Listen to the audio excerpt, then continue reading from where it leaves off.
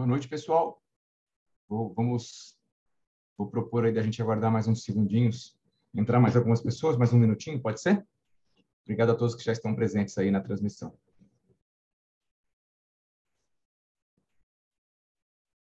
Legal. Vamos dar mais um minutinho.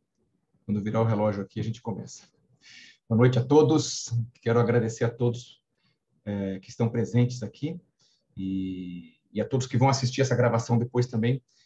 Muito obrigado por estar aqui participando deste momento que nós estamos compartilhando com vocês. Queria convidar aqui o Henry Bey para entrar na transmissão e a gente começar. Pessoal, eu sou o Jorge, da Doc Consulting, representando aqui a divisão Doc Pricing, e o Henry acabou de entrar aqui. O Henry também é um dos sócios da Doc Consulting. Boa noite, Jorge. Boa noite, pessoal. Legal. Queria só fazer a introdução aqui do evento. Já faz algum tempo que nós, da Doc, começamos a compartilhar bastante conteúdo com a nossa audiência, com o mercado, conteúdo relacionado à área de pricing, à área de precificação estratégica. A gente começou lá em abril de 2020 e faz algum tempo que a gente já não transmitia esse tipo de conteúdo para vocês. E agora a gente está muito feliz de anunciar que a gente vai voltar com tudo, que a gente vai voltar à ativa, né? A gente organizou, junto com a Interplayers, junto com a SES, nós organizamos uma programação que começa hoje, né? Hoje é o primeiro episódio, e a gente vai seguir com vocês durante todo o ano de 2022. E nós escolhemos um tema central, o tema de Revenue Management e Pricing, focado na indústria farmacêutica.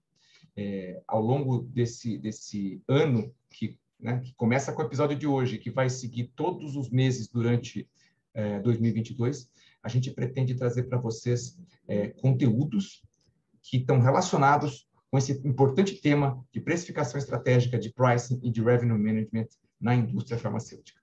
E como a gente está aqui com parceiros importantes que junto conosco estão garantindo que seja possível fazer esse tipo de transmissão, eu queria convidar o Dutra, né, para vir aqui, abrir a sua câmera e dar um alô aí para a audiência. Certamente deve ter alguns bons clientes participando aqui. Só para você dar um oi, uma boa noite. Muito obrigado pela sua presença aqui com a gente. Boa noite, Jorge. Boa noite, Henry. Boa noite a todos que estão nos dando a honra aí da sua presença. A minha ideia aqui é só dar um oi mesmo, dar boas-vindas, agradecer a presença de todos e queria reforçar que nós da Interplayers, né, nós temos um compromisso muito grande com o mercado, com os nossos clientes, de estar trazendo cada vez mais conteúdos de qualidade para o ecossistema de saúde.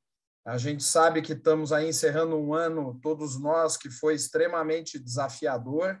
Tivemos uma série de situações aí relacionadas justamente à parte de saúde, que é onde todos nós atuamos, né, que nos exigiram uma força e uma preparação, talvez como nunca aconteceu antes, e queria destacar que a gente tem muito orgulho dessa parceria aí que nós temos com a Doc Consulting, com a Doc Pricing, com a própria SES, né, que é uma empresa também parceira nossa, de estar podendo levar para um setor com pessoas super qualificadas como o nosso, um conteúdo atualizado e cada vez mais importante, e como o Jorge colocou, né, isso vai ser fundamental para o ano que todos nós aí estamos nos preparando para iniciar daqui a pouco tempo, né? Então, a minha mensagem é apenas essa. Eu agradeço a participação de todos, coloco também a Interplayers à disposição aí a qualquer momento para qualquer situação que vocês considerem interessantes, e eu tenho certeza que esse debate aqui, essa apresentação, vai ser bastante enriquecedora para todos nós. Obrigado, Jorge, Henry, e aí vamos ao que interessa, né? E eu estava me lembrando, Dutra, que lá em abril de 2020, quando a gente começou a nossa série, né, que na época chamava Jornada da Precificação Estratégica, o primeiro convidado foi você. É verdade, eu estava lembrando disso também, foi um exercício bem bacana, né? ali, eu acho que ali começou muito essa questão das lives, tomou uma dimensão muito grande aí por toda a situação de pandemia que todos nós vivemos, né? Ainda estamos aí no final dela, espero que seja o final mesmo, né? Toda hora tem uma novidade, mas esse ponto também é interessante, né? Porque esses desafios também para nós que somos executivos aí que atuamos no canal, né, fez com que todos nós aprendêssemos muitas formas novas aí de comunicação, de estudar, de aprofundar, de até trazer novos parceiros com novas soluções adequadas ao momento e aos desafios que todos nós temos enfrentado, né? Então, reforço o nosso orgulho aí de estar junto com vocês e a gente quer cada vez mais trazer conteúdo de qualidade para o nosso setor. E tenho certeza que vocês vão contribuir hoje muito justamente nessa direção. Perfeito, obrigado mesmo. Isso me fez lembrar que... Legal mesmo. Você vai ficar com a gente por aí, né? Vou ficar acompanhando. Fica à vontade. E eu estou lembrando, queria também falar para todos que esta transmissão está acontecendo para vocês que estão aqui com a gente no Zoom, mas também está sendo transmitido lá no YouTube. Está sendo transmitido lá no YouTube da Interplayers, né? Está sendo transmitido ao vivo lá também, né? E depois vai ficar gravado para que, se algum colega não pôde assistir, que vocês possam fazer depois o encaminhamento do link para eles. Então, um pouco de... E como é que vai funcionar hoje, né? Hoje vai funcionar assim, a gente vai ter agora a abertura com o Dutra para dar as boas-vindas a vocês. Agora a gente vai falar um pouquinho de por que a gente decidiu escolher este tema específico, né? E, na sequência, nós vamos fazer uma apresentação para vocês. Uma apresentação mesmo. Uma apresentação, praticamente uma aula sobre um assunto que faz parte do coração da política comercial de qualquer indústria e de qualquer indústria farmacêutica. E logo depois dessa apresentação, nós vamos trazer um convidado especial, que é o Rubem, que vai junto com a gente, fazer um bate-bola sobre a experiência dele, como que a experiência dele conecta com o que a gente falou aqui, e qual a visão dele sobre a importância de tudo que a gente viu aqui na eficiência das cadeias de distribuição, das cadeias de produção, das cadeias de comercialização da indústria farmacêutica. Legal? Henrique, vou passar a bola para você, que é só eu que falo. É isso aí. Bom, já vou compartilhando aqui a minha tela para a gente ter esse pano de fundo aqui. Material que a gente vai falar hoje. Bom, primeiramente, também dar agora a boa noite ao Dutra, né? Obrigado pelas palavras aí. Eu acho que para a gente também, todo momento como esse é muito importante, porque a gente está se aproximando do final do ano aí, a gente, enfim, falar de temas como esse, e onde as organizações, né, sejam a indústria, seja o varejo, está planejando, né, o ano seguinte, enfim, está se concentrando aí num novo ciclo, sempre é muito positivo e eu acho que vem bem a calhar. Então, boa noite, Jorge, boa noite, Dutra, e a todos que estão acompanhando com a gente aqui. Muito bem, então, dando início então ao nosso conteúdo de hoje, a gente pretende aqui fazer uma abertura de um pouco de conceito, né? E na sequência a gente abrir então um debate, onde a gente vai ter a participação do Rubem com a gente, e, enfim, para que a gente então enriqueça essa nossa discussão, a gente trouxe aqui um pouco de conteúdo para ser esse pano de fundo no início, tá? O tema desse nosso encontro de hoje é otimizando a eficiência da cadeia através de uma análise de gross to net. Bom, vamos falar bastante desse tema, desse conceito, e esse é o que nós escolhemos para falar hoje. Mas é importante lembrar, reforçar, que nós então temos uma série de webinários que acontecerão aí nos próximos meses. A gente pretende avançar com temas importantes como o de hoje, e a gente, então, selecionou aqui dentro desses conteúdos temas que a gente entende serem relevantes, principalmente num ano que a gente está entrando aí de algumas incertezas, ainda algumas movimentações importantes na economia, né? Então, nunca, enfim, foi tão oportuno falar de revenue management na indústria farmacêutica, que é a gestão e controle do faturamento, do lucro, do mix, A questão também, como vamos falar hoje, do Gross to Net, que foi o tema que a gente selecionou aqui para capturar oportunidades e otimizar a lucratividade. Falar de eficiência promocional, né? Como a gente direcionar com um retorno sobre investimento, usar ferramentas assertivas, né? E que vem até do mercado financeiro, de como é que a gente calcula a eficiência promocional de uma forma segura. Outro tema importante, que vai um capítulo fundamental para o Pharma, né, que é como que a gente otimiza os nossos programas de fidelização, né, o PSP, o PBM, o programa de fidelização com uma inteligência de pricing, e também um outro mote importante é a utilização cada vez maior do Data Analytics, né, da questão da inteligência competitiva e superior no desenho de uma política comercial, num controle também de pricing. Então, são temas que nós selecionamos nessa série de webinários e hoje vamos iniciar com o número 2, que é o tema do Gross to Net. E aí, né, Riley, só tem 5 temas, claro. né? E a gente tem um compromisso com vocês de trazer um webinário por mês no ano que vem. Então, você imagina que ao final do próximo ano, nós vamos ter praticamente um MBA em pricing na indústria farmacêutica disponível para vocês de forma gratuita. E a gente não vai trazer só a nossa visão sobre o tema, mas sempre trazer convidados para falar sobre como que eles aplicam isso, na medida de que cada pessoa possa falar sem comprometer a sensibilidade das informações da sua indústria, para transmitir os nossos convidados que vão vir aqui para falar um pouquinho do ponto de vista deles, dos desafios que eles passaram no passado, que eles pretendem passar no futuro, ou que eles acham que vão passar no futuro. E são temas super relevantes para todo o ecossistema farma, não apenas medicamentos, não apenas RX, não apenas MIP, mas também tudo aquilo que se comercializa dentro de uma farmácia e dentro de um ambiente de distribuição farmacêutica. Vai ser realmente muito rico, a gente está bem ansioso. Estamos começando hoje, mas nós estamos muito ansiosos pelo resultado que vai ser lá à frente, quando a gente tiver tudo isso junto e disponível para todos aqui. Justo. Então, começando pelo de hoje, né, a gente escolheu aqui, então, o tema do Gross to Net, né?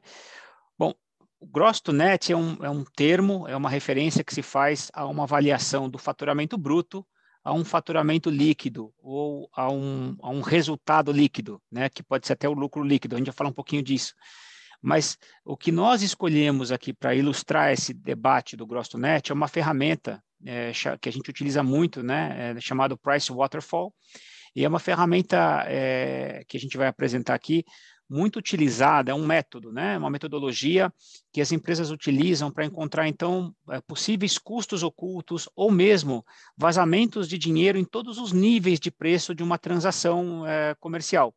Essa ferramenta, então, ela utiliza, né? Ela se utiliza de aspectos tributários, de investimentos de condições comerciais da política, on e off invoice, que nós vamos falar um pouquinho, custos de servir, aspectos promocionais, enfim, todo o nível de investimento de uma relação comercial da organização com o mercado, né?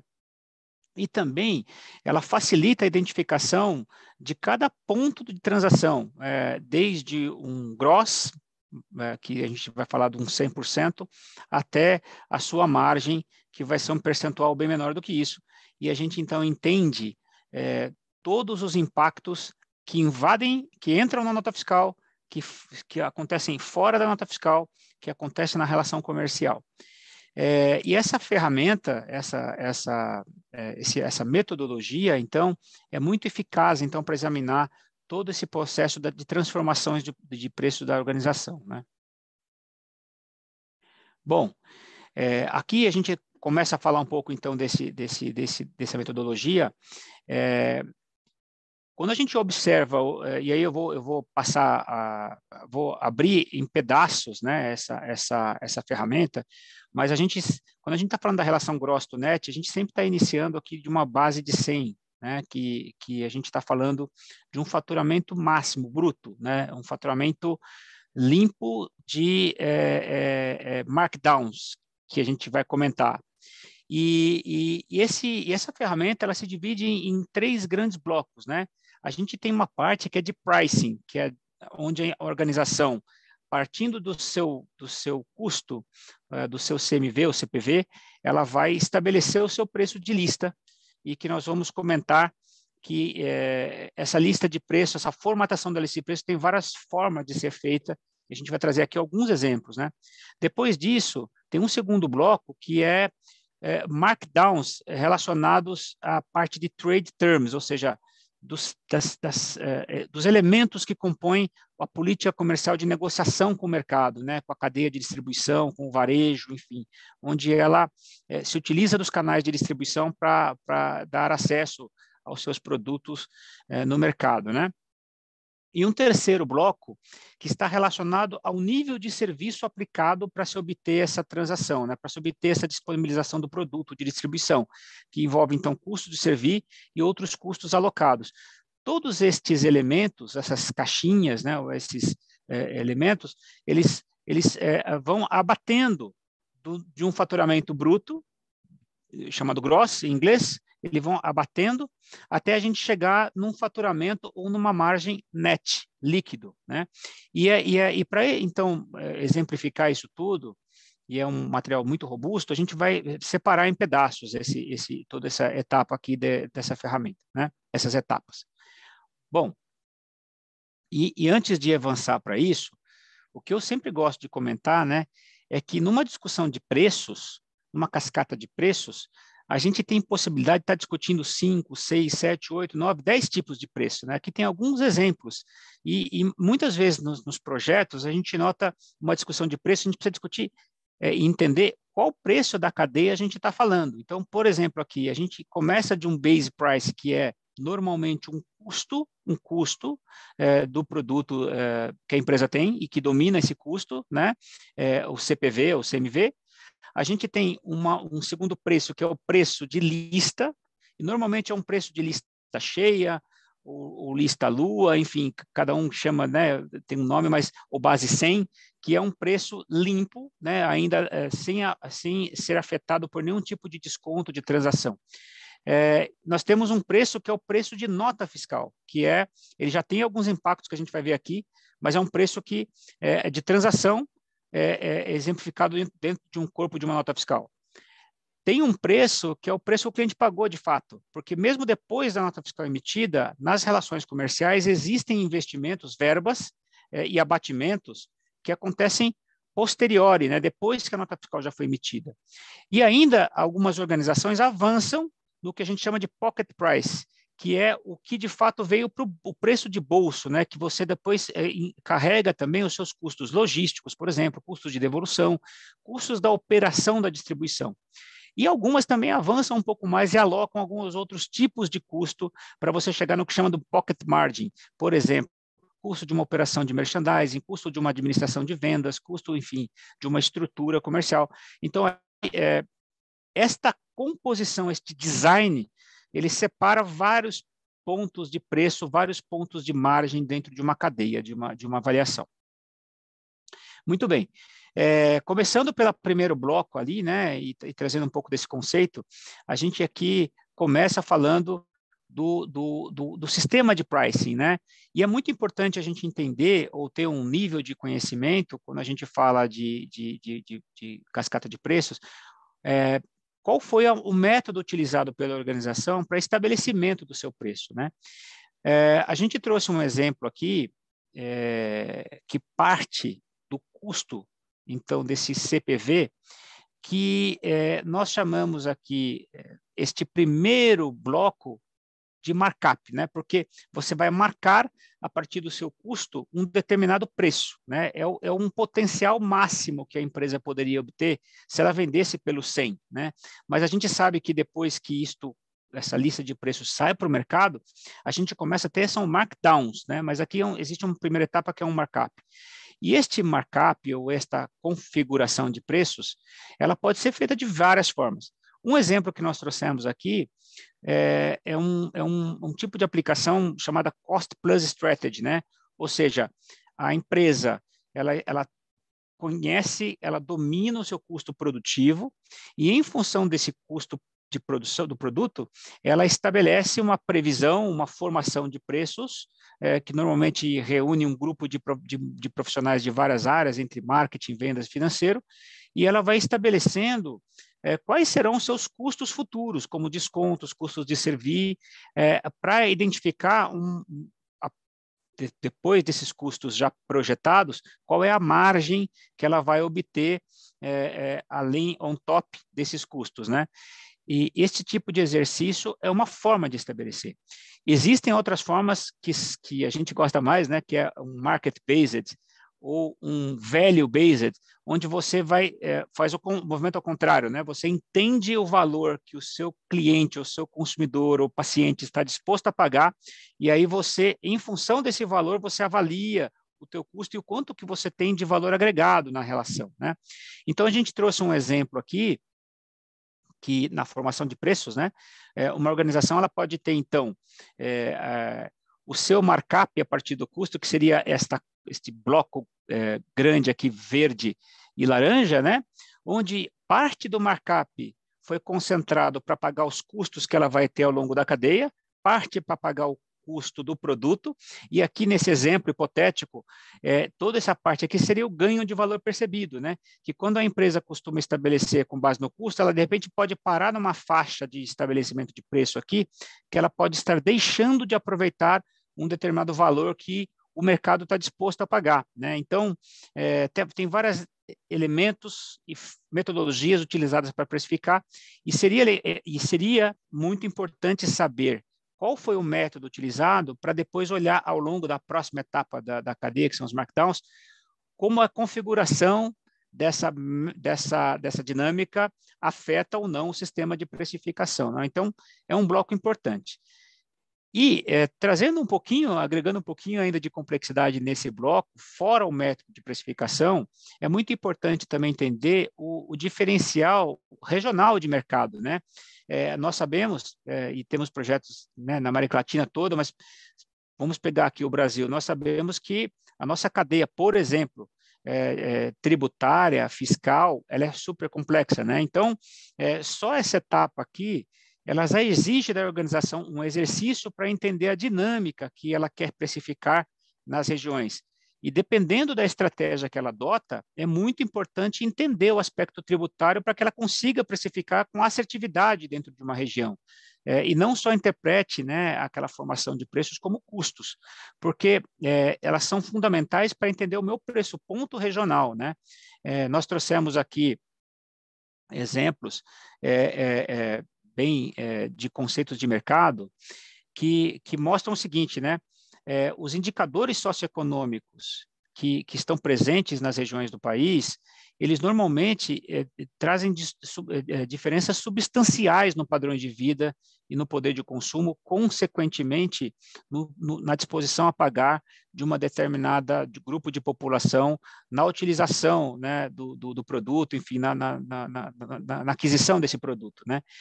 É legal dizer isso aqui, porque eu vou trazer 3 elementos, né? Primeiro, 2 indicadores aqui de mercado conhecidos globalmente, que é o Big Mac Index, por exemplo, e o Starbucks Index, né? Que mostra que, por exemplo, isso são indicadores globais, né? Para a gente estabelecer, por exemplo, qual é o nível, né, o poder aquisitivo de um determinado país, se dolariza, por exemplo, um cup, né, de Starbucks, e vem em dólar, o quanto ele vale. A gente vê dispersões altas, muito altas, né? Aqui tem São Paulo, por exemplo, comparado com o mundo, o quanto que se consegue obter em dólar de um determinado produto. A mesma coisa se acontece com o Big Mac, tem o índice também do iPhone, enfim, são indicadores. Eu só trouxe como inspiração para a gente entender qual é o nosso Big Mac, né, do nosso produto. Será que todas as regiões do Brasil o preço deveria ser o mesmo? Ou deveriam contemplar na formação da cadeia diferenciais competitivos regionais? O Dutra está aí também, sabe muito bem disso, em experiências anteriores, né? As próprias redes de farmácia, por exemplo, já estão, né, as grandes redes, utilizando recursos de precificação a nível loja, né, a nível regional, por bricks, né, por clusters de loja, e isso daí faz com que uma precificação de um produto seja diferente de uma região, de uma mesma cidade para outra, por exemplo, né? Isso já começa a acontecer, então é muito importante estar conectado com isso no início da cascata. Muito bem, e depois que a gente atravessa esse complexo e digno de um outro webinário para falar do sistema de precificação de um processo como esse, a gente começa a ter, então, o efeito contrário, né? A gente começa a ter os markdowns, ou seja, os nossos redutores de gross sales, né? Então, do gross para o net. O primeiro bloco que a gente chama é do on-invoice, né? Aquilo que afeta a nota fiscal. Tem alguns exemplos, mas eu vou dizer, qual é o desconto de canal que eu utilizo quando eu faço uma transação com um distribuidor, ou com um operador logístico, ou com uma rede de farmácias, ou com as minhas farmácias, enfim, independentes? Qual é o desconto que eu ofereço em função da cadeia de distribuição que eu estou utilizando, né? E existe já aqui uma metodologia para se estabelecer este perfil de desconto, por exemplo, ou mesmo de rebate, né? Que é um abatimento dessa nota fiscal que vai aparecer logo mais. Outra questão importante também, além do desconto de canal, se eu preciso ou não estabelecer, por exemplo, um desvio, um desconto regional para montar minha estratégia pelo estudo que eu fiz no slide anterior, eu vou ter que impactar a minha nota fiscal, né? Eu vou impactar um produto, eu vou impactar uma região, uma área, ou mesmo um canal. Enfim, aí teriam vários exemplos aqui que a gente pode, ao longo do debate, falar, mas, de fato, já acontece uma primeira redução importante na relação gross to net, que é o meu faturamento bruto, ou minha lista cheia, para a minha nota fiscal. Muito bem. Muitas organizações já aqui apresentam e discutem muitas oportunidades. Quando a gente avança para um segundo bloco, que é o off-invoice, abre também várias opções de redução de preço que não são apresentadas numa nota fiscal, né? E que aqui nós estamos falando, por exemplo, de abatimento em duplicatas por acordos feitos, por exemplo, de margens ou acordos feitos de contratos com clientes de distribuição. Falamos também de investimento em espaço promocional, por exemplo, para produtos que têm OTC ou higiene e beleza, espaços dentro de um ponto de venda para exposição. Falamos também de promoções de preço, né? Pode ser uma redução temporária de preço num determinado ponto de venda, num encarte ou numa temporada, pode ser um determinado investimento para um distribuidor para fazer uma campanha sazonal, ou mesmo, e isso é bem discutível, né? Mas onde eu aloco também os meus investimentos de PBM ou de ações de fidelização, né? Como que isso é reembolsado na minha cadeia de parceiros? Então, isso vai aparecer na relação gross to net. E aqui a gente tem já o primeiro net, que a gente chama net price, né? Que é o meu preço líquido ao cliente. Muitas organizações colocam a barrinha antes, que é o meu preço líquido de impostos. Aqui, algumas já chamam de net-net, né, que é o que o cliente pagou de fato, né, que eu abato já esses investimentos que eu fiz. Então, já tem uma primeira configuração de gross to net aqui. Esse Customer Net Price é um indicador extremamente importante, até para comparar as minhas transações num mesmo segmento ou entre clientes, né? Então, aqui já tem uma primeira valor importante aqui de contribuição. Quando eu avanço na cadeia e começo a analisar os outros extras baseados em serviços, que é, por exemplo, a minha distribuição relacionada aos fretes, à questão logística, aos meus serviços logísticos também, por exemplo, uma paletização, uma etiquetagem, ou mesmo a utilização de um ponto de distribuição com um parceiro para reembolso de distribuição indireta.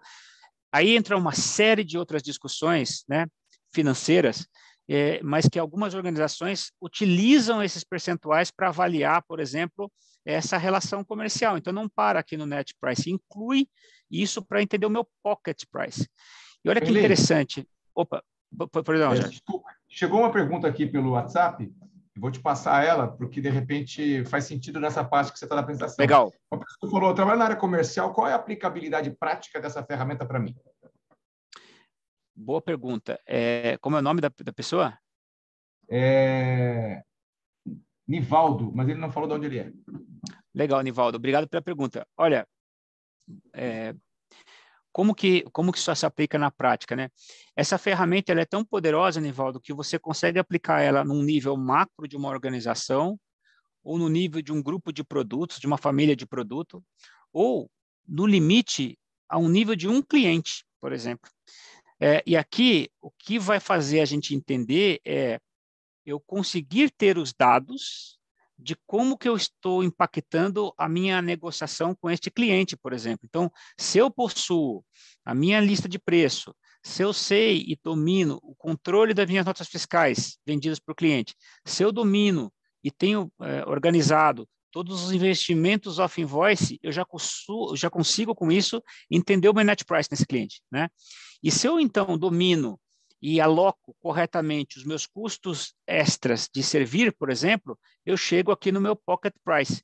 Então, eu consigo, e é pertinente essa pergunta, porque eu trago um quadro aqui interessante, que é justamente uma avaliação de pocket price. Isso aqui é um caso real, né, ilustrativo, mas real, onde você tem, por exemplo, aqui, você chega num percentual, né, aqui nesse caso, exemplo de 100 para 48. Esse é o tal do gross to net, né, que é do 100%, quanto que eu estou alocando? Nesse exemplo aqui, 48.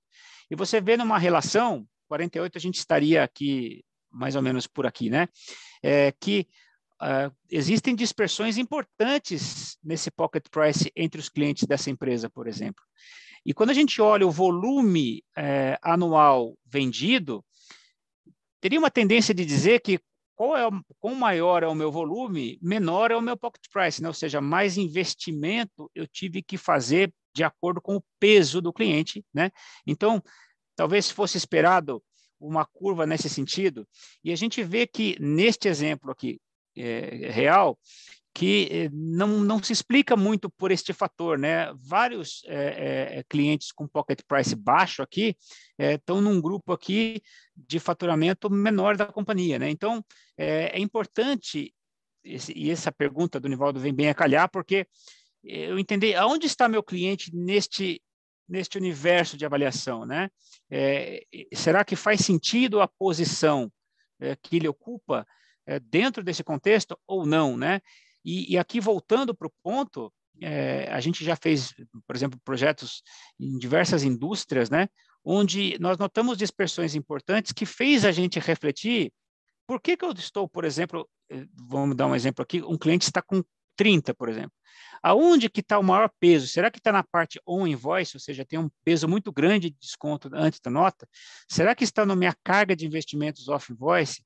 Será que está no meu custo operacional para servir esse cliente? Será que está num mix de produto? Porque eu tenho produtos com alto custo, né, com menos fôlego de markup aqui para poder justificar. Então, aqui cai uma dinâmica importante de avaliação, e a gente utiliza muito, né, essa ferramenta para avaliar tecnicamente o resultado comercial dos negócios, né? E para fechar essa parte de conceito, a gente abrir para debate, eu não ocupar aqui tanto tempo nessa primeira fase, a gente fala aqui desse último bloco aqui, que são custos alocados, né?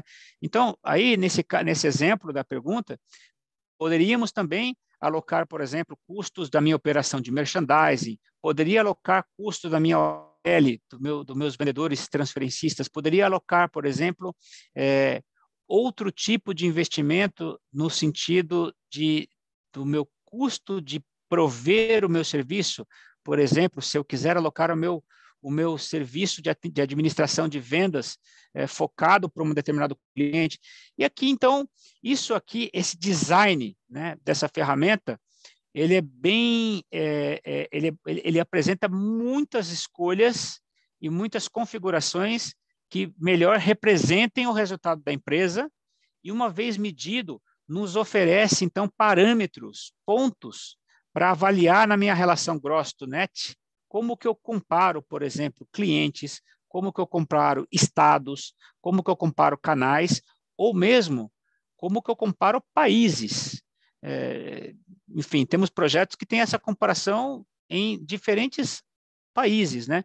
E aí, nessa comparação, a gente vai entender, às vezes, um país tem um custo maior no sentido de servir, né, um custo maior de distribuição, algum país tem mais investimento off-invoice, programas mais robustos aqui, ou mesmo algum país calibra mais para poder ter acesso na sua parte on-invoice, ou tem dificuldade, por exemplo, tem maior custo na sua base, o que impede, então, de ter o melhor resultado aqui. Enfim, nos oferece muitas visões. Então, para fechar, eu queria trazer aqui, fatiar esta ferramenta aqui em 5 etapas, né? A gente tem uma primeira parte aqui que, então, é um exercício de entendimento dos custos de produto, para exercitar essa formulação do markup e a forma com que a empresa vai precificar, vai construir a sua lista de preço para o mercado, né? É muito importante, até para entender se existe uma lista única ou se mesmo aqui a empresa já tem várias listas de preço, né? Listas por canal. A gente já pegou até caso de listas para o cliente, né? Então, precisa entender exatamente esse ponto de partida, né? O segundo bloco, que é o entendimento das notas dos preços que impactam as notas fiscais, as condições comerciais envolvidas aqui, se são padronizadas, se eu consigo explicar, se eu tenho uma política, ou se eu tenho margem aqui para revisitar, porque eu tenho vazamentos de investimento aqui que podem ser melhor controlados e comparados. Uma análise de net price, gosto net, né? Net price, que possíveis dispersões que eu tenho e que eu não estou obtendo o melhor retorno sobre o investimento alocado aqui. Análise também na minha cadeia de distribuição, se eu consigo ter um pocket price melhor e por quê de um determinado cliente, né? O custo que está estabelecido ali na relação comparativo num canal, e mesmo os custos alocados, né? Se eu consigo quebrar e trazer mais elementos aqui, eu posso até chegar numa visão EBITDA, se eu quiser, de rentabilidade do negócio. Então, para fechar a minha introdução, esse aqui é um tema que eu tentei aqui dar uma velocidade adequada para a gente poder discutir, mas ele daria margem para uma discussão muito mais robusta, muito maior e muito mais profunda. Mas eu acho que o importante aqui é a gente ter uma consciência de que a relação gross to net é uma ciência e arte, né? Você primeiro ter uma boa qualificação dos seus dados, dos seus elementos, dos seus critérios, um bom design da sua cadeia e depois monitorar e fazer exercícios de comparação e análise para entender aonde estão as oportunidades possíveis de melhoria de uma margem, de melhoria de um preço, de melhoria até de um estabelecimento de negócios, né? E comparação com o cliente facilita muito, e eu acho que a nossa dica aqui nesse primeiro webinário seria, se a gente ainda não tem esse processo bem estabelecido na empresa, é uma grande oportunidade de a gente entrar em 2022 com uma análise mais profunda nesta direção. Então, essa aqui fica a nossa provocação e uma abertura aqui para o debate neste início de webinário nosso aqui. Vou descompartilhar para que a gente Legal, então consiga... Eu tenho algumas outras perguntas que vieram pelo grupo do WhatsApp aqui, mas vou deixar para depois, porque a gente queria chamar agora para fazer parte aqui do nosso bate-papo, um convidado muito especial, uma pessoa que a gente tem bastante carinho, que é o Rubem Salas. Opa, boa noite. Opa, boa noite, Jorge, boa noite, Riley. Tudo bem, Rubem? Tudo bom? Como vocês estão? Tudo bem, jóia. você? Obrigado por aceitar fazer parte desse nosso episódio número 1 dessa série tão importante, né? Imagina, eu que agradeço o convite, fiquei muito feliz com o convite de vocês, pessoal, bem feliz de estar aqui. Que joia. E a gente conversou um pouco, né? Essa ferramenta que o Henrique mostrou, ela tem diversas aplicabilidades. Ela pode ajudar as empresas a encontrarem maneiras de melhorar a sua lucratividade, porque encontram áreas onde tem descontos ou verbas ou investimentos sendo aplicados de maneira não padronizada. Ela pode também ajudar a identificar até trade-offs ou contrapartidas melhores para negociar com seus parceiros comerciais em determinada parte da cadeia. E a gente falou muito disso, né? De que não é só para cortar custo, ela é uma ferramenta também para ajudar a melhorar a receita. Por isso, o Revenue Management, para otimizar a receita. E uma das maneiras de otimizar a receita é otimizar a eficiência da cadeia. Por isso que a gente trouxe esse tema para o nosso webinário de hoje. E eficiência da cadeia tem tudo a ver com o que você faz hoje, né? Então, eu queria pedir para você se apresentar para o grupo que não te conhece ainda, contar um pouquinho da tua trajetória e falar a área que você atua hoje, por que a tua área tem tanto a eficiência da cadeia e como conecta com a ferramenta que o Henry apresentou. Legal. Bom, para quem não me conhece, meu nome é Rubem, eu sou chileno, mas moro no Brasil há muitos anos, então meu nome é Rubem Esteban Alfaro Salas. Eu trabalho na Novo Nordisk desde 2012 e eu sempre fui da área de supply chain desde a minha formação. Então, eu comecei trabalhando no departamento de comércio exterior e num dado momento da minha carreira lá atrás, eu me interessei por planejamento das importações. Não vou nem falar de demanda, mas das importações. O pessoal me fazia muito pedido de alteração de importação, e eu queria entender o que acontecia do outro lado da mesa. Aí eu comecei a olhar um pouquinho o trabalho do pessoal da área comercial e tal. Num dado momento da minha carreira, eu saí das empresas de serviço, fui um pouco para a indústria, e em 2012 eu entrei no setor farmacêutico, né? Sempre tive essa curiosidade de entrar no setor farmacêutico. Quando surgiu a oportunidade, eu não tive dúvidas e estou nele desde então, né? Na Novo Norte, uma empresa dinamarquesa. Até pouco tempo atrás, eu estava ainda na área de supply chain. A Novo é uma empresa em que o supply chain é bastante ativo, bastante envolvido e muito integrado ali com o pessoal das áreas de marketing, área comercial. E a partir do começo deste ano, eu fui transferido para o escritório regional, que fica inclusive no mesmo local, e eu comecei a trabalhar nessa área que é relativamente recente lá, que é de estratégia dos canais de distribuição para a América Latina, né? Então, esse tema, esse assunto que vocês estão trazendo tem sido o meu dia a dia com o pessoal de algumas afiliadas aqui, né, da Novo, todas as afiliadas que correspondem à Latam, né, América Latina. Então, desde então, meu foco tem sido, primeiro, tentar entender, né, como que funciona essa dinâmica toda, né? Eu tenho, obviamente, bastante experiência da parte operacional, de como que a gente precisa chegar até quem interessa para a indústria farmacêutica, que é o paciente, né? Como que a gente precisa fazer com que o produto chegue até ele, esteja disponível para ele, né? Da melhor maneira possível, o básico, né? No local certo, na quantidade certa, na hora que o paciente precisa daquele medicamento. Só que desde então, eu estou procurando agora um olhar não só operacional, né? Não só de ter o produto ali, mas de que maneira fazer com que esse caminho, desde a empresa farmacêutica, que é a ponta inicial, até a ponta final, que é o paciente, como que esse caminho pode ser o melhor possível, o mais otimizado possível, o mais saudável para o negócio, o mais saudável para quem vende, o mais saudável para quem consome, que é o paciente. Então, desde então, pessoal, como eu disse, né, tentando aprendendo muito com o pessoal, principalmente das áreas comerciais, o pessoal da linha de frente ali, que está nesse contato diário com distribuidores, com as redes de farmácias e tal. E você sabe que interessante, quando você fala em gestão de canais, né, deve ter gente perguntando o que tem a ver gestão de canais com política comercial, e tem tudo a ver, né? Um dos pontos que o Henry colocou ali na waterfall, na cascata de preços, é a questão do desconto de canal. O que é o desconto de canal, né? Nada mais é do que a gente dar a remuneração correta para o canal, para aquilo que ele que ele tá sendo pago para fazer. E cada canal tem um papel diferente, cada canal tem um nível de remuneração diferente, porque tem um nível de rentabilidade diferente que ele precisa trabalhar para exercer aquilo que a gente pede dele, né? Então, e a gente já pegou projetos em empresas que não tinham claro qual era o desconto de canal, eles tinham tabelas diferentes e negociadas pontualmente, e quando a gente foi construir o waterfall, a gente teve que fazer uma reconstrução para trás, para tentar entender qual seria a sua tabela 100, se você tivesse uma tabela 100, como é que a gente...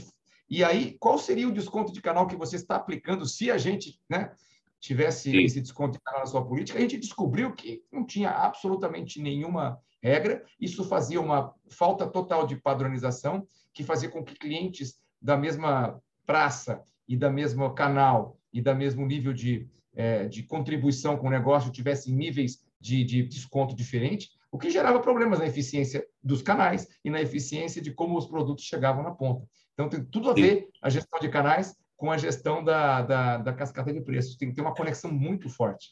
Completamente. Sabe que eu costumo falar, né, no meu trabalho, o ponto de partida é entender a regra do jogo.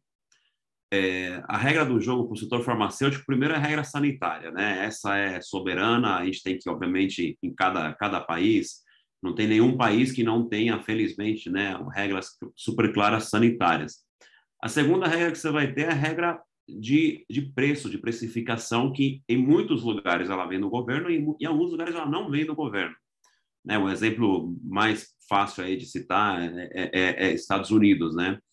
E sabe que na América Latina também tem países que não têm, né? Não tem o equivalente à CEMED que a gente tem no Brasil. Eu diria que, na minha maneira de organizar, tá, eu colocaria essa como segunda. E depois, em seguida, você traz a regra do negócio da empresa. E é o que vocês falaram aqui, o ponto de partida está na política comercial, né? Na regra do jogo de como que você vai interagir com o próximo ali, o próximo intermediário, né? Porque a gente sabe, né? O setor farmacêutico, ele não pode interagir diretamente com o seu consumidor final, que, né, a gente chama de paciente. A gente não pode ter essa relação direta com ele, né? E aqui falando, né, principalmente de medicamentos com prescrição, né? Então, a gente precisa ter um dispensador, né? Que até a figura do farmacêutico, até uma coisa que eu comento para o pessoal, e muita gente traz esse ponto que é super importante, ele não é um comerciante de medicamentos, né? Ele faz atividade farmacêutica, o serviço farmacêutico, né? Até a Abrafarma tem um material super interessante, super bacana, só um parênteses, tá? Sem desviar do nosso assunto, mas já conectando nele. Claro. Eles têm um material muito interessante que ele traz uma lista de serviços farmacêuticos que o pessoal na ponta faz, que o pessoal da dispensação faz.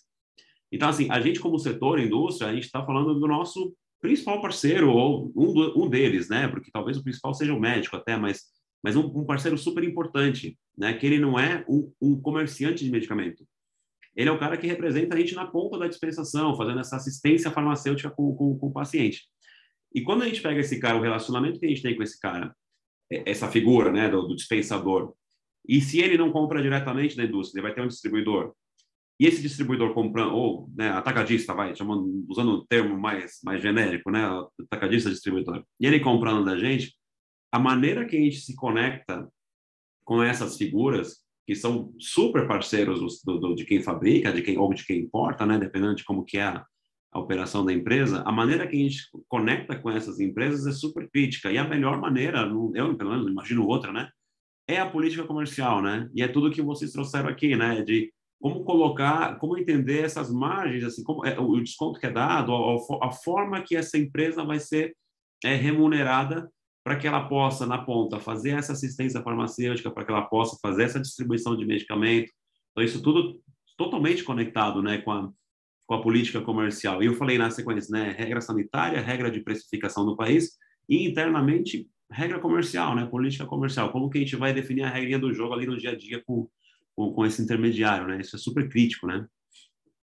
E uma vez a gente fez um projeto também numa empresa que tinha a política comercial, ela tinha várias páginas explicando como ela funcionava. Uhum. E isso não necessariamente significava que aquilo estava estruturado de uma maneira racional e lógica, a ponto da gente enxergar cada um daqueles elos da cascata de preços, cada um daqueles elos do grosso net. Uhum. E ao não enxergar isso, você também perde a oportunidade de identificar pontos de melhoria. Não sei se você já teve alguma experiência com isso, ou já soube alguém que teve, ou se o Henrique quer compartilhar alguns dos seus exemplos também. E depois tem uma pergunta aqui do Ronaldo. Olha que legal. Sim. Quer comentar isso daí, Henrique? Eu estava pensando aqui, né? Tem vários exemplos, mas eu posso falar sobre isso, mas eu vou deixar para você, Rubem, porque eu queria pegar um gancho do que você falou antes, senão eu vou acabar falando bastante aqui. Eu acho que um tema que você colocou ali, quando você falou, né, as regras sanitárias, as regras governamentais, as regras... E eu acho que tem um tema importante, que é a política comercial, e essa palavra, né, esse bloco, política comercial. O que é legal é que algumas organizações que a gente já fez projeto, ao longo do tempo, descobriu que ela não tinha uma política comercial. Existiam descontos, existiam negociações, mas não era uma política. E como você falou, quando a gente pega um país como os Estados Unidos e compara com um país como o nosso, por exemplo, a nossa dificuldade de distribuição, um país tão grande como esse, cara, você pegar uma Europa, nossa, a gente vale por não sei quantos países ali do centro, né? Então, isso tudo tem que ser muito estudado, né? Para você conseguir fazer essa relação que você falou e ter uma política justa, adequada, até para você poder comparar, né?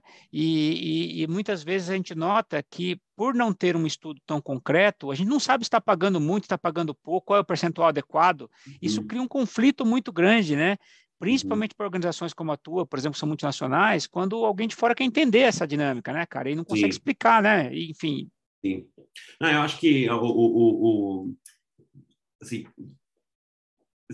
é interessante, né, você pensar estruturalmente quais são os blocos que eu preciso ter num documento que eu possa ter condições de depois chamá-lo política comercial, né? O objetivo daquele documento, o alinhamento dele com a estratégia da empresa, o alinhamento dele com a estratégia de... É uma empresa que quer, por exemplo, trazer acesso ao maior número de pessoas, ou uma empresa que quer concentrar um determinado público porque ela tem um tipo de produto que atende aqui ou atende ali, o tipo de mercado no qual ela atua, depende de uma série de fatores, né? Mas, assim, se é um documento que, de fato, traz muita informação pulverizada ou que é de difícil monitoramento, por exemplo, né? Acaba se tornando, às vezes, até algo... Corre o risco, imagino, né? Que se torne algo que até atrapalhe no dia a dia ali de quem opera aquele documento, né? De quem maneja aquilo, né? Sem dúvida, cara. E, enfim, eu já presenciei algumas discussões da indústria com a sua rede de distribuição e, sei lá, se foi uma reunião de 2 horas, eu acho que 1h30, entre aspas, se perde discutindo um desconto, por que não está legal, por que isso, por que aquilo, e às vezes são definições que já poderiam ter acontecido, né, para a gente discutir o negócio, né, e aí a gente fica preso a alguns pontos por, de fato, não ter as políticas feitas aí a 8 mãos, estabelecidas e comparáveis, né, para escolher os parceiros. Enfim, achei importante porque você vive numa função regional, você acompanha, deve acompanhar, né, comparações de alguns indicadores globais, e aí a gente vê um país como o nosso, muitas vezes, com essa complexidade toda, uma dificuldade de conseguir explicar algumas coisas, né? Sim. Só um parênteses, antes até de ir para a pergunta do Ronaldo aqui, você falou de Europa, uma coisa que eu aprendi recentemente em relação à Europa, que a gente sempre faz uma comparação com eles, eu já fiz isso várias vezes, tá? Tem até aquele mapa que a gente coloca vários países da Europa dentro do Brasil, né? Uma coisa que eles têm lá de dificuldade que a gente, infelizmente, não tem, por ser um mercado, você pode comercializar entre um país e outro, né? O pessoal que está dentro da comunidade europeia, eles têm uma dificuldade muito grande de vender num determinado país, só que o consumidor, o paciente lá, ele compra de outro país. Então, a gestão do inventário daquilo que você vai vender neste país ou naquele, ela se perde, você não sabe de onde a demanda está vindo, né? Curiosamente, é um negócio interessante que eu tenho aprendido com o pessoal lá que cuida daquela região. Deixa eu fazer uma pergunta. O Ronaldo Braga, não sei se é o Ronaldo que eu conheço ou se é o Ronaldo da Bayer. Estou até procurando aqui. Ah, bacana, Ronaldo. Que legal que você está aqui. Perguntou do papel do Key Account Manager na gestão de preços com o cliente, né? A gestão de preços, na visão que eu tenho, Ronaldo, ela depende do seguinte: qual é a abertura? Bom, primeiro vamos tentar focar no Brasil, né? Eu tenho uma abrangência regional e outros países eles não têm, nem todos os países têm um equivalente a CMED, né? Então, pensando em países que tenham o preço máximo ao consumidor final, ou vamos pegar o Brasil, né? Que é o paciente, ou preço fábrica, que é o preço máximo que você pode ter entre indústria e atacadista, a indústria e o distribuidor, ou indústria e a rede, por exemplo, né? Então, pegando esse exemplo, né, em que a gente tem o teto, né?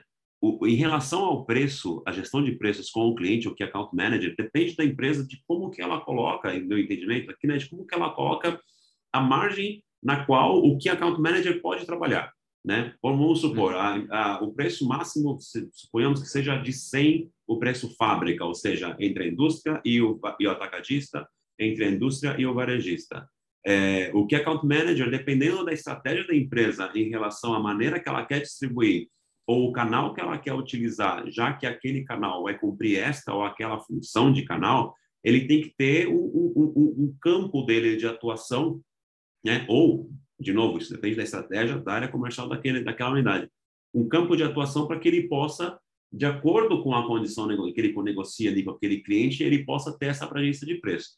Mas eu vejo que também tem lugares que o pessoal define um preço internamente e acaba sendo outro tipo de elemento de negociação que o account manager pode ter, né? A maneira que eu vejo, então, resumindo, né, e tentando simplificar um pouco a minha resposta, depende da estratégia comercial, de como a empresa quer se posicionar em relação ao preço. Se ela quer que uma vantagem competitiva, ou seja, uma moeda de troca na negociação, seja a variação do preço, ou seja, a margem que vai ficar para a rede, a margem que vai ficar para o distribuidor, ela coloca essa porcentagem aqui para o que a account manager, para que ele possa trabalhar. Então, por exemplo, se o cliente comprar um portfólio completo de produtos, ou se o cliente comprar esta ou aquela quantidade de estoque, ou se ele fizer uma manutenção de X dias de inventário, então, como contrapartida, o que a account manager, talvez ele possa fazer um trabalho nessa gestão da margem que vai ficar ali para esse parceiro dele, para esse intermediário. Então, depende muito de como que é a estratégia da empresa. E ele é um papel chave, né? Key, né? Como diz o nome aqui, né? É um papel super, super importante, porque é quem está na linha de frente com o distribuidor, é quem está na linha de frente com a rede de farmácia, que sabe o que o mercado oferece, sabe o que essa rede espera, o que esse distribuidor espera. Então, dependendo do tipo de produto, né, você tem OTC, por exemplo, vai ter um tratamento, medicamento de prescrição de marca, referência, que ainda está em período de patente, você vai ter outro tratamento, medicamento genérico, que já vai ter outra dinâmica, né, bem diferente, inclusive, os similares. Então, dependendo do tipo de produto, dependendo de quais são os concorrentes, ou seja, o risco que o concorrente pode trazer, dentro desse cenário, no meu entendimento, deve-se então dizer, ok, essa vai ser a autonomia ou a área de abrangência que o account manager tem que ter, o campo tem que ter ali nessa gestão de preços com o cliente, né? Eu acho que é sempre importante que ele tenha, e talvez não seja só preço, né? Mas que ele tenha moedas de troca, né? Que ele tenha justamente esse papel de negociação. Olha, pegando o gancho aí no que você está falando, cara, assim, você deu dois exemplos, né? Por exemplo, uma contrapartida de mix, um nível de inventário combinado. Se isso for importante para a empresa e para o parceiro, vai se estabelecer, e o importante, aí você tem uma política, e ela vale para o cliente A, para o cliente B, para o cliente C. Então, se determinado pocket price está variando, como eu mostrei ali, mas você consegue explicar, né? Porque foi um ponto que está disponível para todos. E aí alguns vão obter, outros não, vai depender do acordo. O problema é quando você começa a ter esse tipo esses tipos de negociação caso a caso, ponto a ponto. E aí não se tem mais a regra do jogo tão clara, né? E esse é o ponto fundamental, né? Não, eu concordo totalmente. Acho que como coloquei até as moedas de troca, né? Os itens de negociação, eles têm que estar primeiro pensados como uma estratégia, depois estruturados como quais vão ser esses itens de negociação, né? As alavancas, né? Não pode virar uma negociação de feira de rua, né? Em que você vai lá e dá o preço no momento. Obviamente, você tem que ter os critérios justamente para definir quais são eles, né? E até para colaborar Jorge, eu queria, enfim, entra nessa, mas eu queria devolver para você um outro ponto, né? Que é um que a gente sempre está debatendo aqui, né? Existe a política comercial quando a indústria apresenta para o cliente, amarra os pontos, e tem alguns casos que é o cliente que apresenta o contrato, né, e estabelece as suas regras. E como harmonizar essas duas coisas também, né, para que elas convivam em harmonia, né? Devolvo essa questão para você, cara. Para mim, Rubem. Para você, Jorge. Ah, boa. Vai lá, Jorge. Não, mas eu ia comentar contigo que, assim, até recentemente a gente fez um treinamento para uma indústria farmacêutica de Key Account Management, né? De gestão de Key Account, qual é o papel do Key Account. E tem, assim, o Key Account é o grande responsável pelo relacionamento dessa indústria com o cliente. E ele é o dono do plano de negócios conjunto, né? E o grande objetivo do Key Account, um dos grandes objetivos do Key Account é justamente conseguir construir uma negociação de valor com o cliente, né? Uhum. Uma negociação de valor começa com entendendo as necessidades, com entendendo aquilo que é a prioridade do cliente, o que é importante para ele, como que ele é medido, quais são os objetivos estratégicos, e tentar conectar os objetivos estratégicos do seu cliente varejista ou distribuidor com as necessidades estratégicas da sua empresa para encontrar o match, para encontrar aquilo. Exato.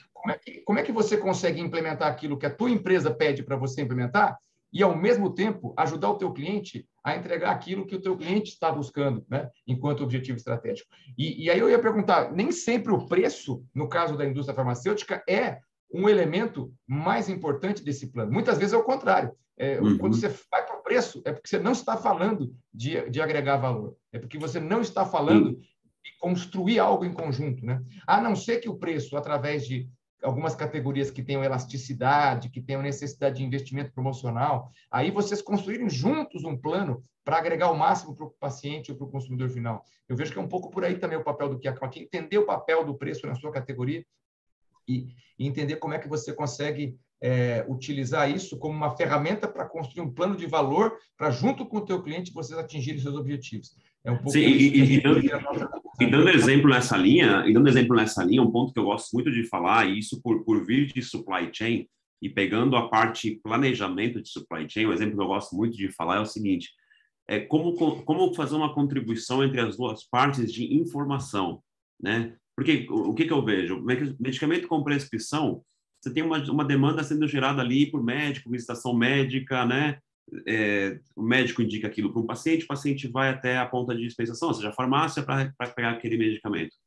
Como que a gente consegue fazer com que a indústria contribua com a farmácia, né, com o distribuidor, a farmácia, para que eles saibam o que virá dali para frente de demanda e tudo mais, e como que as redes, as farmácias conseguem contribuir com a indústria também com dados, com informação sobre, né, essa demanda que está acontecendo. Então, é bem o que você falou, nem tudo é preço, principalmente porque dependendo de onde você está falando de um setor regulado, né, preços máximos e tudo mais. Então, buscar outras, e de novo, usando esse termo, talvez não seja mais adequado, mas moedas de troca, ou seja, itens de negociação de compartilhamento, de como você ter esse trabalho bem de parceria mesmo. Os dois têm o mesmo interesse. O interesse é que quando entra um paciente na loja, ele tem o medicamento que ele precisa. É isso que os dois têm de interesse, certo? E nesse do compartilhamento de informações, a gente até teve um caso em que, estudando juntos os números do seu distribuidor, que no caso o Key Account, né, o cliente era um distribuidor, indústria e distribuidor descobriram que, dependendo da maneira como eles aplicassem uma campanha de oferta de preços à ponta, o distribuidor conseguia aumentar não o volume que cada farmácia independente comprava, mas conseguia aumentar o número de farmácias independentes que ele positivava. Então, eles conseguiram encontrar uma espécie de elasticidade da compra, onde, dependendo do índice de preço que tinha ali, o distribuidor conseguia positivar mais pontos de venda. E aí eles conseguiram usar inteligentemente uma verba off-invoice, que é a verba de campanha, que fica lá na cascata de preços em determinado lugar, conseguiram utilizá-la de maneira inteligente para aplicar nos segmentos, nas regiões do Brasil, onde essa elasticidade, entre aspas, era maior. Então, essa é uma maneira de usar colaborativamente as informações da cascata de preços, as informações do mercado, para conseguir entender uma iniciativa que traga mais valor. Isso é uma coisa bem interessante. Eu não vou esquecer, eu sei que tem uma pergunta do Henrique aí. No mercado farmacêutico, até para você saber, Rubem, não é muito comum, mas no mercado alimentar é muito comum os varejistas, ou até às vezes os distribuidores, terem um contrato de fornecimento que se assina. É isso que você tinha perguntado, né, Henrique? E o contrato de fornecimento é algo que você meio assim, esse é o meu padrão. O meu contrato diz que eu tenho esse investimento que você tem que ter para está no jogo, tem esse investimento que é o plano de trade marketing, que é para fazer campanhas, tem essa verba logística. Então, ele não dá muita oportunidade de você, indústria,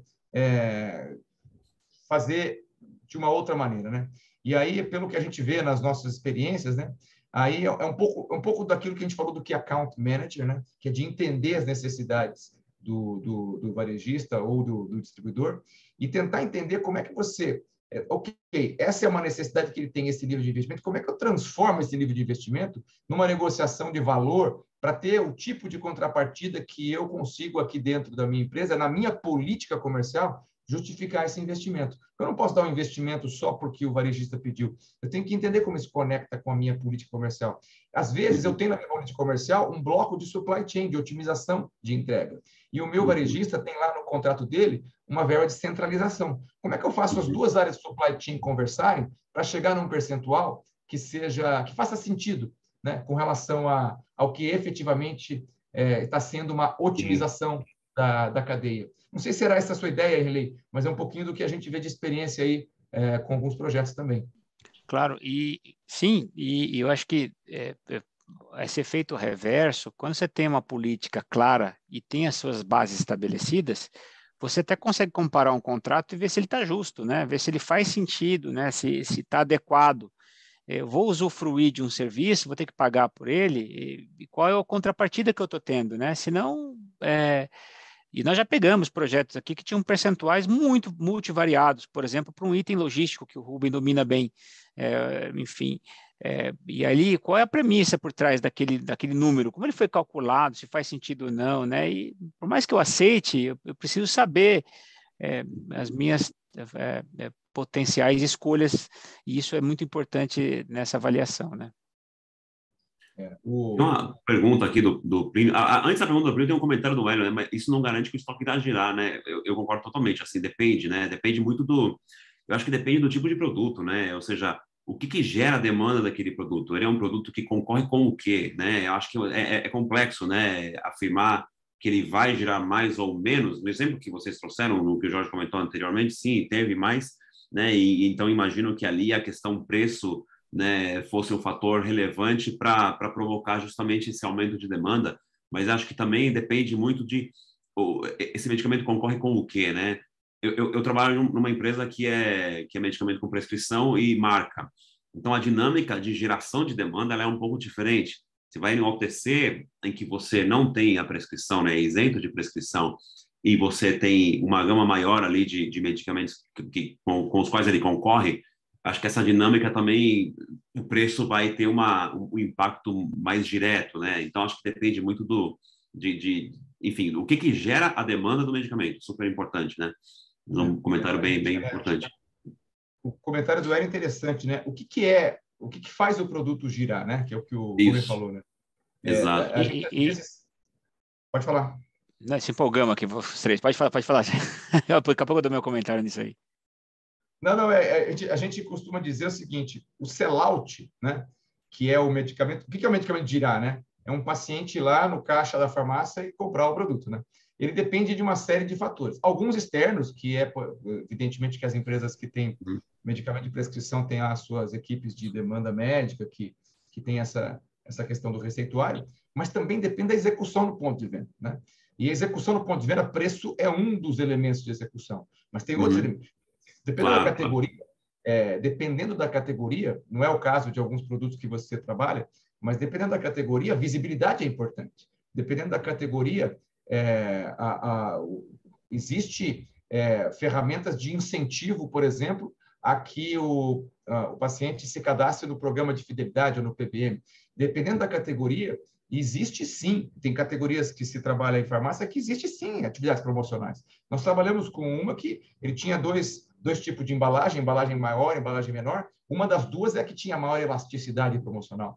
Então, a ativação dos elementos de execução, dos elementos de ativação de alavancas de sellout no ponto de venda, e a alavanca de sellout é diferente para cada categoria, para MIP é uma, para RX é outra, enfim, para Derma é outra. A ativação das alavancas de sellout vai fazer o sellout acontecer. E o preço é uma delas. E, às vezes, ele não é o único. E aí, é claro, um bom Key Account Manager conhece essas alavancas sob a ótica das categorias com que ele trabalha e conhece também as possibilidades que os seus clientes têm de ativar essas alavancas e constrói um plano para fazer o sellout se acontecer e o estoque girar, que é o caso aí do comentário do Hélio. Estou me empolgando aqui. A gente se empolgou. O ponto é assim, né? Para efeito promocional, a gente vai ter um capítulo para falar disso, né? Só disso, né? E de ROI, que é retorno sobre investimento, vai depender de categoria a categoria, o que funciona, o que não funciona, e se vale o investimento, isso eu estou medindo. Isso é uma bela discussão.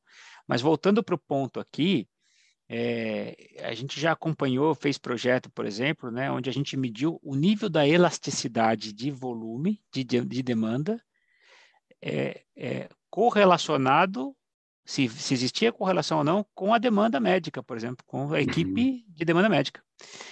E às vezes é totalmente correlacionado, e esse investimento ele vai para a cascata, ele vai alocado aonde? É um ponto importante, né? Porque é um investimento que vai fazer a coisa acontecer.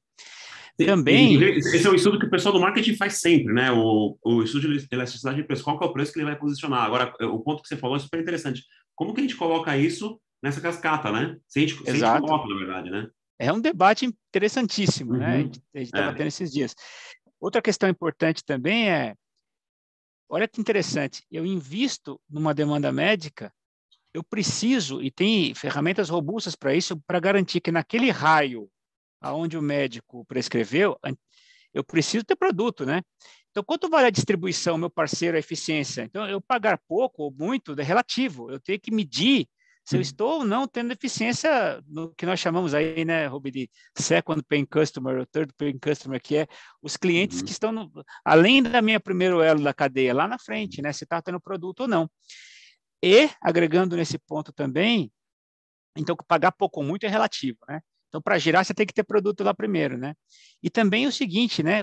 E aí abre espaço para outro webinário, mas com o avanço das nossas dinâmicas de canais e hoje em dia não é só o ponto de venda físico, né? Quando a gente sai de um médico ou tem uma consulta que já é até virtual, como que eu vou buscar o meu produto, como as plataformas digitais, e-commerce e tudo mais? E como que eu estabeleço as políticas comerciais também para estes canais e como que eu aloco esse investimento dentro dessa organização de waterfall? Então, abre aí um espaço para muitos debates, mas na profundidade que exige a discussão da política para estes canais todos que estão disponíveis hoje, né? Não, totalmente. Tem uma pergunta do Plínio aqui, não sei se vocês querem... Eu tava observando essa pergunta, interessante, né? Eu não sei se é isso, Plínio, depois você escreve aí se eu entendi, né? Existem empresas, indústrias, que trabalham da seguinte maneira, né? Eu vou lá na farmácia A e a rede de farmácias A me diz, olha, eu quero ter 31% de margem. Aí vai na rede B e a rede B fala, olha, eu quero 33% de margem. E algumas indústrias fazem a conta do desconto para que o preço para que todos eles consigam a margem que estão pedindo. A gente já viu isso acontecer. Não sei se é disso que você está falando, né? Variação de desconto de um cliente para o outro porque ele está pedindo uma margem diferente. Apesar da gente saber que essa prática é comum, a nossa origem, né, da onde a gente vem, a gente toma muito cuidado com essa questão de dar um desconto diferente para clientes diferentes. A gente costuma dizer que um desconto no invoice ele tem que ter um racional, ele tem que ter um motivo, ele tem que ter uma contrapartida, ele tem que ter um racional para que se você colocasse dois clientes na mesma sala e eles tivessem acesso à sua política comercial, eles não ficassem você não ficasse com medo de fazer isso, né? Você não ficasse com medo de ser questionado, né?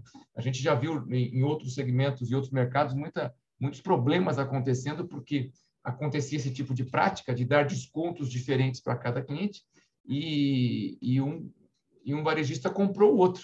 E aí descobriu que o outro tinha mais desconto e fez uma grande conta retroativa que não foi muito legal para a empresa a hora que teve que arcar com isso. Então, é um ponto bastante polêmico, questionável, depende muito de como a história da indústria foi construída, é assim que funciona na prática. Mas não é a nossa regra absoluta, né? É isso aí. até a resposta aqui, ó. Na verdade, o ponto era se a indústria deveria ter políticas fixas de SKU cliente ou se ter liberdade comercial para definir. Olha, deixa eu pegar esse gancho aqui do Plínio, acho que é um ponto importante, Plínio. Até aquela ferramenta que eu mostrei do Pocket Price, né? E isso é um mito que é legal ser quebrado, né? Eu posso ter preços ou descontos diferentes entre clientes do mesmo canal? Pode, sem dúvida. A pergunta que se vem posterior a essa, eu consigo explicar essas diferenças, né? Por isso que é o ponto que o Jorge está trazendo, né? A política, ela deveria ter uma liberdade, um grau de abertura para que a gente negociasse várias opções e com isso fosse uma relação ganha-ganha, né? E isso, algumas relações vão se aproveitar mais ou menos das alavancas da política comercial, fazendo essa dinâmica variar. Eu acho que essa dinâmica é importante, que eu acho que é isso que você está trazendo. Sim, é possível variar a margem para o cliente, desde que, idealmente, a gente tenha padrões, ou um padrão de negociação que seja justo e adequado para todos, né? A maneira que eu vejo também, complementando aqui, pessoal, a maneira que eu vejo também é a seguinte, eu gosto do ponto que você traz, Jorge, de que tenha critérios claros do porquê. Eu acho que uma maneira também tem né, muito material que fala assim sobre as funções do canal, ou seja, o que justifica aquele desconto, né? Ele vai ter sempre uma razão, né? Seja ele pela abrangência que aquela empresa tem, a cobertura que ela tem de pontos de loja, ou porque ele vai ter um nível de inventário estratégico que vai evitar qualquer tipo de ruptura, enfim, qual for a razão. Eu acho que um ponto super importante de ter clareza aqui é ter uma regra clara que internamente você diga, por esta razão você pode, né, chegar até tal porcentagem, ou por esta razão você chegar a outra porcentagem, né? Eu passei, né, um tempo atrás por uma experiência interessante que uma empresa em outros 2 países, né, na América Latina, uma rede de farmácias fez contato, né, com a empresa onde eu trabalho e quer ter para ter uma conversa justamente regional. E um dos pontos que nós discutimos internamente foi tenhamos um alinhamento nosso, né, uma segurança na nossa resposta, né, com base nas nossas regras internas.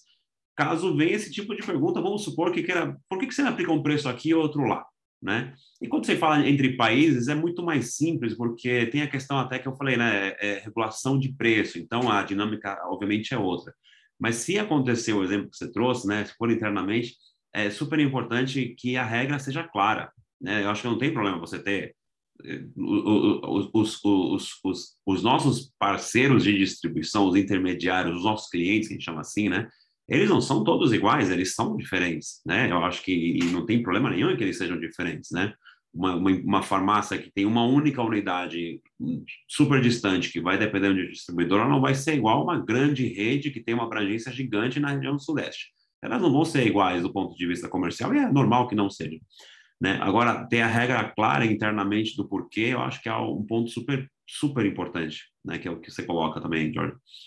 Eu trabalhei numa multinacional americana que tinha uma regra que era a seguinte: todos os clientes do mesmo canal de vendas, da mesma praça, terão acesso às mesmas condições comerciais.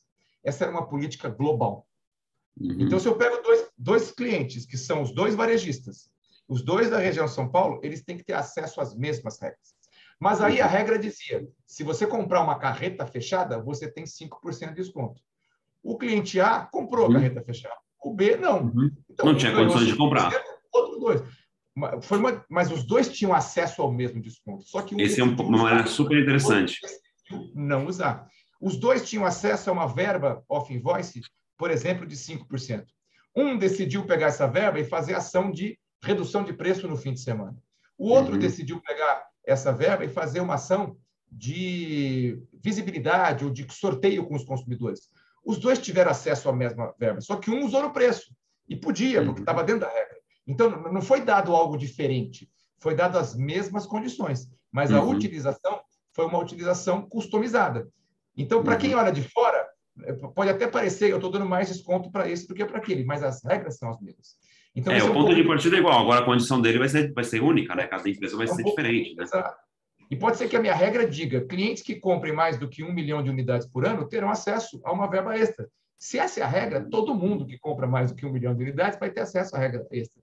Então, esse é um pouco, são exemplos, é claro, e cada empresa e cada indústria vai ter o seu, são exemplos de como você tem regras claras, que foi o que você falou, e como o Henrique falou, você consegue explicar as diferenças. Elas não são diferenças que surgiram por uma decisão pontual, baseada em relacionamento ou baseada no calor da necessidade de fechar o mês. Elas são decisões que aconteceram com base em um sistema, né? E esse sistema é o que aparece quando a gente faz a cascata de preços para 2 clientes ou para 2 canais. Ali aparecem essas diferenças quando elas existem. Aparecem barras muito maiores do que deveriam num cliente versus o outro. E através disso que você começa a entender o porquê, né? Acho que o primeiro ponto é entender o porquê, né? Por que tem essa diferença, né? E aí, obviamente, entender, tá, eu tenho essa diferença por essa razão, então entender a lógica por trás, né? Criar uma lógica por trás, seja ela já existente ou algo que tenha que ser criado, dependendo do momento em que a empresa está, né? Legal, muito bom. Acabei de ver uma mensagem aqui no YouTube do Bernardo, também, colega nosso. Obrigado pela presença. O Hélio também, o Plínio, todo mundo que está contribuindo aí. A gente não consegue ver o nome de todo mundo assim tão rápido, então a gente acaba sabendo que vocês estão nos acompanhando pelas mensagens. Muito obrigado pelas mensagens e pelas perguntas que vocês estão colocando aí. Legal. A gente já está com 8h50, né? A gente já passou 1h20 de webinário. Talvez a gente pudesse ir caminhando para um encerramento. O que vocês acham? Sim, senão a gente vai ficar aqui a noite toda conversando, o assunto vai longe. O assunto vai longe. Quer fazer alguma pergunta final para a gente, Rubem? Ou Henrique, de repente, quer fazer algum comentário final? Eu queria fazer uma perguntinha rápida para vocês aqui, de quem está no setor farma, e vocês que são consultores, vocês olham obviamente, e pela experiência de vocês, né? O que vocês trariam ali de experiência de outros setores, especialmente, a gente sempre usa, né, pessoal do consumo aí, FMCG e tal, para a gente que está no setor farma, em relação a essa gestão dos canais, gestão dos nossos parceiros e tudo mais, políticas comerciais, o que vocês, se você fosse me resumir ali, né, como uma experiência, um ponto interessante para a gente que está no setor farma olhar com mais atenção? Quer falar, Henrique? Eu falo eu. Podemos falar os dois. Quer começar? Você pode ir lá, depois eu dou a remate aqui. Eu vou falar um tema que é um pouco óbvio, né? Mas que é um dos movimentos que tem acontecido no segmento farma, que foi inspirado no segmento de consumo, né?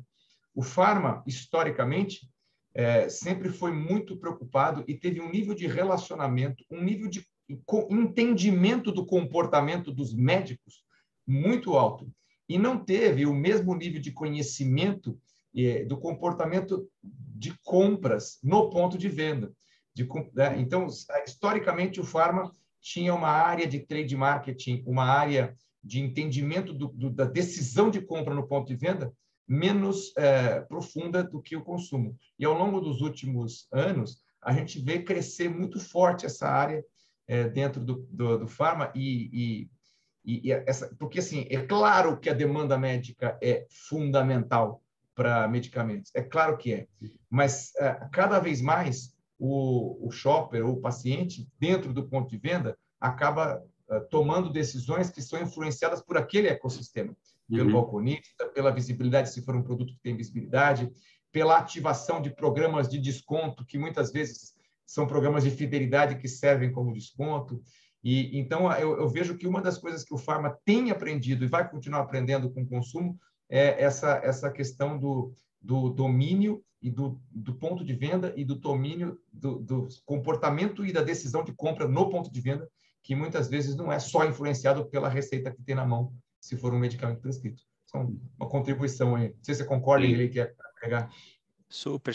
Nem vou complementar, senão vou acabar confirmando mais ainda o que você falou, mas, de fato, esse entendimento, né, existe.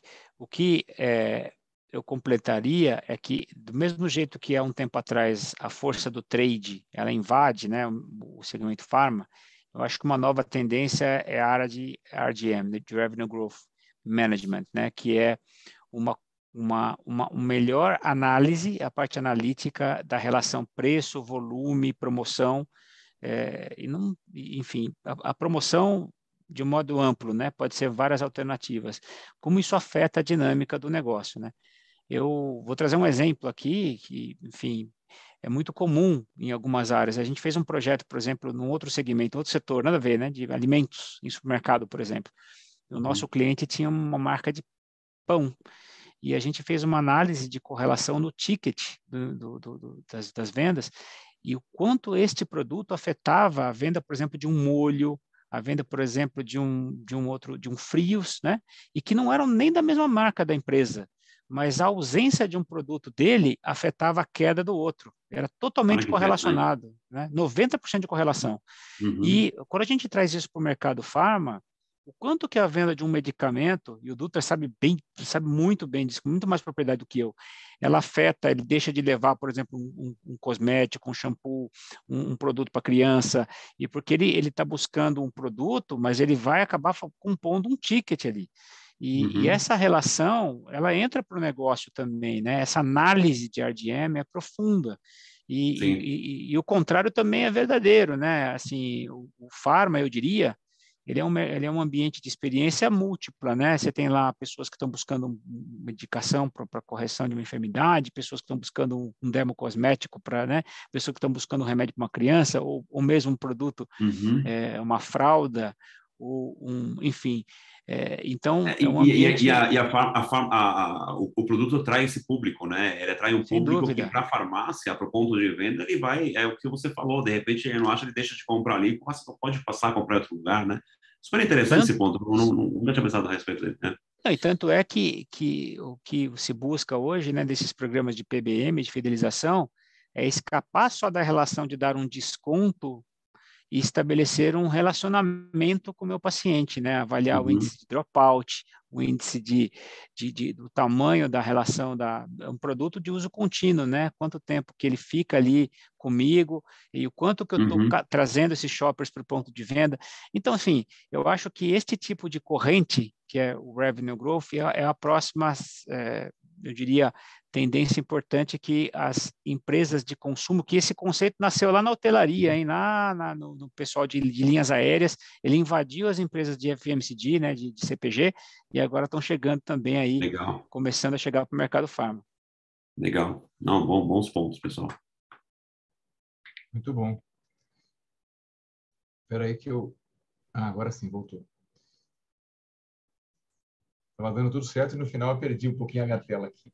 Bom, pessoal, eu só tenho a agradecer aí a presença de todos. Teve gente que ficou até agora, então, bom, obrigado, Uhum. né? Acredito que tenha contribuído. Essa gravação, né, que está acontecendo, ela vai ficar disponível no YouTube, né? Ela vai ficar disponível no YouTube da Interplayers. E então a gente pede para vocês aí que sabem dos seus colegas que poderiam ter assistido esse evento, mas acabaram não conseguindo por problemas de agenda, de compartilhar. Eu mandei também para vocês aí no chat o link do nosso Telegram.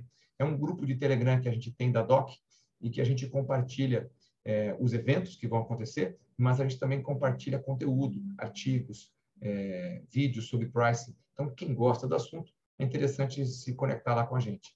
Legal? Então, acho que era isso de recados finais. Mais uma vez, agradeço a todos, agradeço ao Rubem pela participação. Foi top. Eu que agradeço, pessoal, pelo convite de novo, eu passaria horas aqui batendo esse papo aí com vocês. Vocês já me conhecem, sabem que eu né, falo bastante, gosto de falar do assunto. Então, de novo, muito obrigado pelo convite. Muito bacana também a iniciativa de vocês. E eu vou acompanhar os próximos aí ao longo do ano que vem. Legal, muito Legal. bom. E eu queria também encerrar agradecendo também ao Rubem, Jorge, público que esteve com a gente, e também a Interplayers, né, por ser parceira aqui do evento e estar totalmente nesse ecossistema envolvido no Pharma, né, por ela trafegam aí milhões e milhares de dados.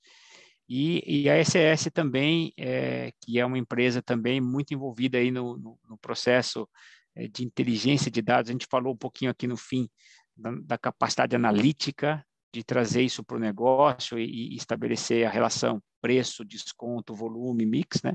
E a gente vai explorar nos próximos eventos bastante esses temas aí. Com certeza, vamos abordar muito isso tudo ao longo do ano.